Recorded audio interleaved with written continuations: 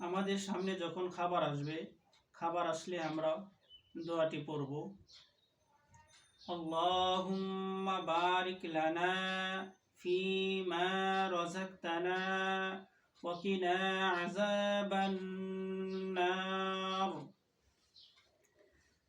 যখন আমরা খাবার শুরু করার সময় একটা দোয়া আছে, বিসমিল্লাহি ওয়া আলা বারাকাতিল্লাহ বলে খাবার শুরু করব।